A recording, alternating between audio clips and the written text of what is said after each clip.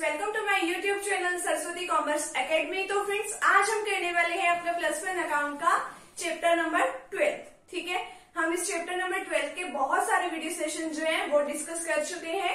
ठीक है, अगर आप चाहें तो आप डिस्क्रिप्शन बॉक्स में जाएं और वहां पे प्लेलिस्ट मिलेगी आपको चैप्टर 12 की, तो आप वहां से कोई भी टॉपिक जो है इजिली समझ सकते हैं। ठीक है, हमारा जो चैप्टर नंबर 12 है वो बड़ा ही इंटरेस्टिंग चैप्टर है, बड़ा ही इजी चैप्टर भी है ये। ठीक है, हमारे चैप्टर का नेम है special purpose of subsidiary books.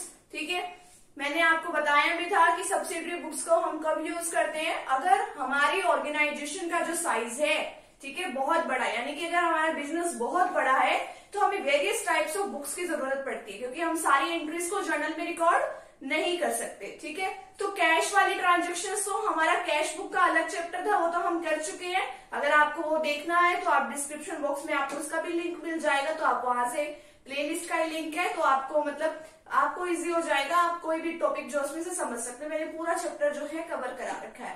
तो कैश वाली ट्रांजेक्शन्स, तो कि हम कैश में सामान खरीद रहे हैं, ठीक है, कैश में सामान सेल कर रहे हैं, तो वो सब ट्रांजेक्शन्स हम उस पे लिख देते थे। अब बाकी और जो ट्रांजेक्शन बची कि हमने क्रेडिट पे, उधार पे, यानी कि जो माल है वो खरीदना भी होता है, यानी गुड्स खरीदनी भी होती है, क्रेडिट पे सेल भी करनी होती है। ठीक है, कई बार जो रिटर्न भी हो जाती है हमारी गुड्स, और कई बार हम भी कर देते हैं रिटर्न जो क्रेडिट पे खरीदा होता है। ठीक है, और कई बार ऐसे भी बहुत सारी आइटम्स होती है जिसको हम कहीं रिकॉर्ड नहीं कर सकते, तो उसके लिए हम जर्नल प्रॉपर का यूज करते हैं। ठीक है, तो हम अपनी पहली 2 वीडियो में हम डिस्कस कर चुके हैं कि एक तो हमने सीखा था कि परचेज बुक क्या होती है, और दूसरी वीडियो सेशन में हमने सीखा था कि सेल्स बुक क्या होती है। ठीक है, अगर आपको उनका लिंक चाहिए तो मैंने आपको बता ही दिया, वो वहां मिल जाएगा आपको।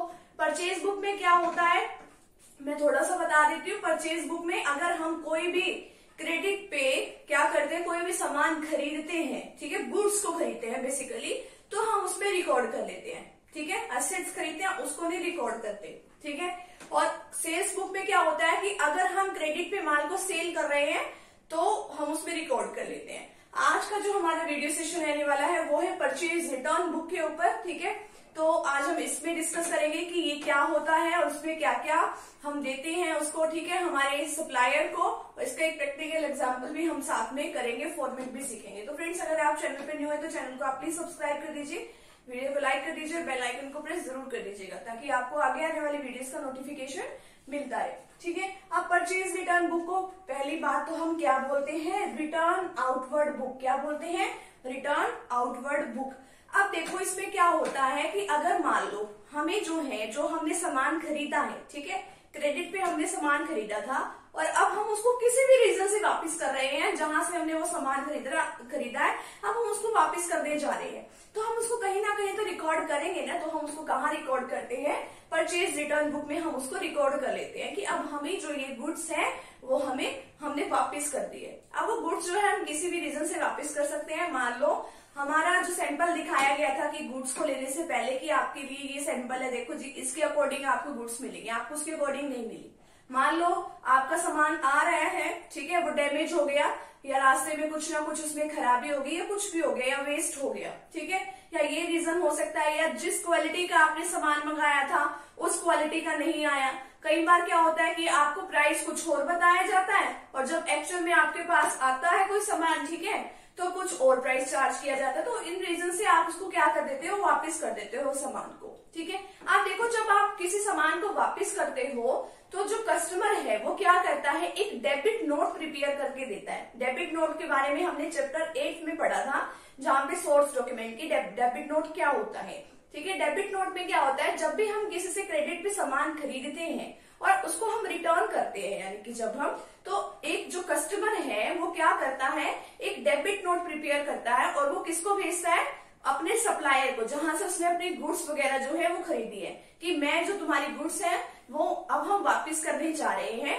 ठीक है, तो वो जो रिटर्न करते हैं गुड्स, उसके साथ ही वो एक पेपर भी, एक डॉक्यूमेंट कह सकते हैं, वो भी अटैच करके साथ में दे देता है। ठीक है, उस डेबिट नोट पे सारी इंफॉर्मेशन होती है कि हम क्यों वापस कर रहे हैं, कितनी क्वांटिटी का गुड्स वापस कर रहे हैं, ये सब कुछ उसके अंदर लिखा होता है। ठीक है, ताकि जो सप्लायर को पता चल जाता है कि हाँ भाई इसने गुड्स जो है वापस कर दी।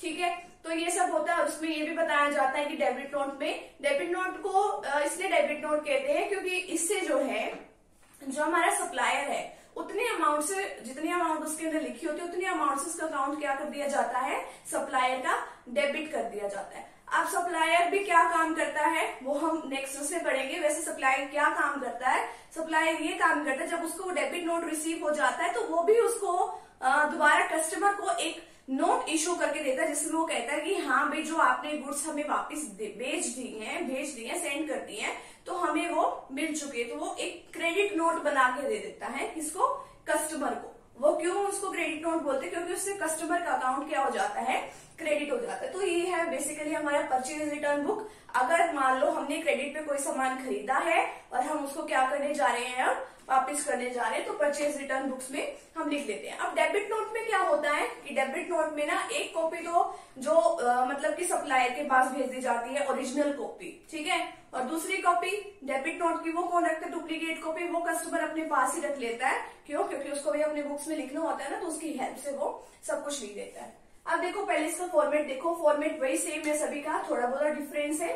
डेट लिखते हैं, ठीक है, पर्टिकुलर्स में नेम ऑफ सप्लायर लिख लेते हैं, ठीक है, किस सप्लायर से है। अब इसके अंदर पहले आपका इनवॉइस नंबर था, परचेज बुक जब आपने बनाई थी और सेल्स बुक बनाई थी तब भी, ठीक है, ठीक है। अब की बार क्या है आपका डेबिट नोट नंबर, क्योंकि अब की बार क्या बन रहा है, डेबिट नोट। फिर बनाना है हमने एलएफ का कॉलम, एलएफ मतलब लेजर फोलियो।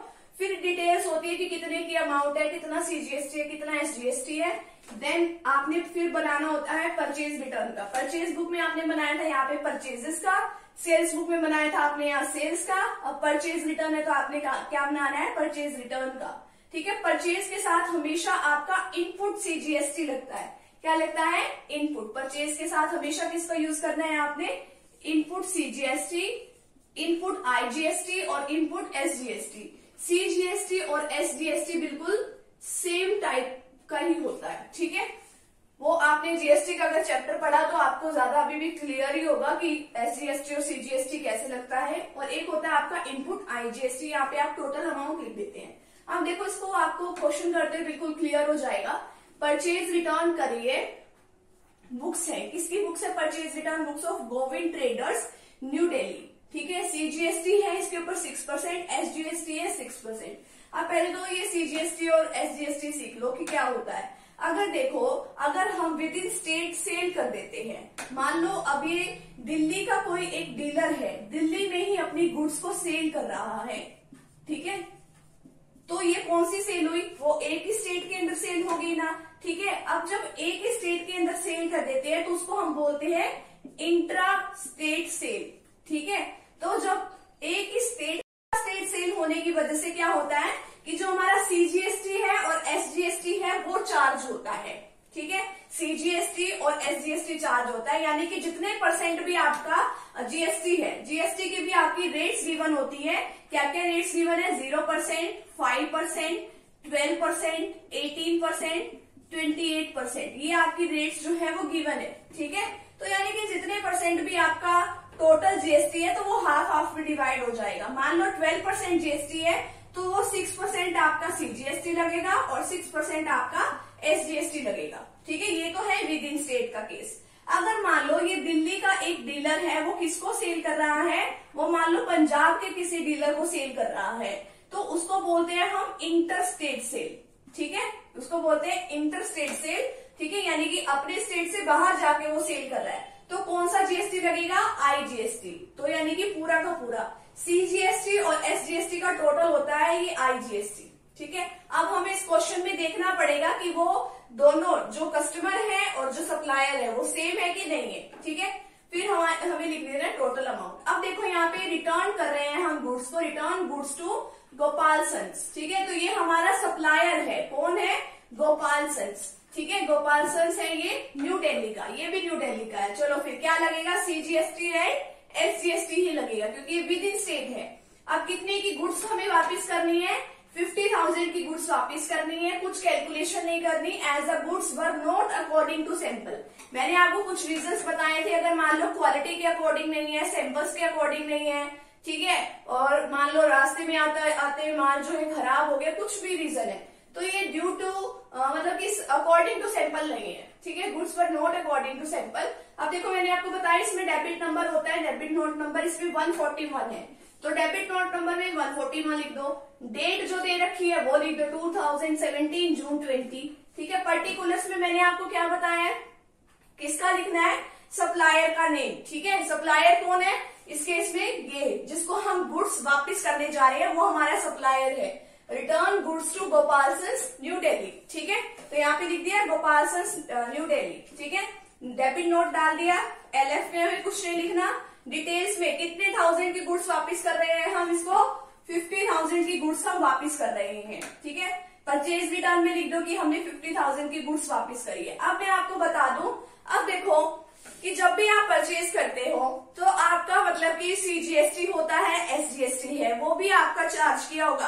अब परचेज रिटर्न जब आप कर रहे हो, ठीक है, तो वो भी तो मतलब कि इस परचेज की वैल्यू अलग होती है और जो हमारी जीएसटी की वैल्यू जो है वो अलग होती है। तो अब ये जो हमारी सीजीएसटी और एसजीएसटी है इसकी वैल्यू भी तो इसमें इंक्लूड होगी ना, तो हमें इसकी भी वैल्यू अलग से निकालनी है, क्योंकि विद टैक्स हमारी टोटल अमाउंट हमें इतनी वापस मिलेगी। ठीक है, क्योंकि जब हमने खरीदी होगी ये गुड्स तब हमारी इतनी अमाउंट बनी होगी। तो अब देखो इसका सीजीएसटी का निकालो, 6% की रेट से है। 50,000 का 6% कर लो, ये यहां कर लो, 50,000 का 6% हमने किया। ठीक है, ये आ गया हमारा 3,000। और इसी तरीके से अगर हम 50,000 का दोबारा से करते हैं 6% तो भी हमारा कितना आ जाएगा, 3,000। जो टैक्स की अमाउंट है वो क्या कर दो, ऐड कर दो इसमें। ठीक है, 50,000 में 6,000 को ऐड कर दो, 56,000 आ जाएगा। तो इनपुट सीजीएसटी में डाल दो 3,000, एसजीएसटी में भी डाल दो 3,000। अब ये देखो विद इन स्टेट ही सेल कर दी थी तो आईजीएसटी का कोई काम नहीं है। टोटल अमाउंट कितनी बनी है वो डाल दो 56,000। ठीक है, तो ये आज का जो हमारा टॉपिक है वो बस इतना सही था परचेज रिटर्न बुक के ऊपर। ठीक है, नेक्स्ट वीडियो सेशन में हम डिस्कस करेंगे कि सेल्स रिटर्न बुक क्या होती है, उसका फॉर्मेट करेंगे और इसका एक एग्जाम्पल भी सीखेंगे। तो मिलते हैं फ्रेंड्स नेक्स्ट टॉपिक के साथ एंड नेक्स्ट वीडियो के साथ। Thank you very much.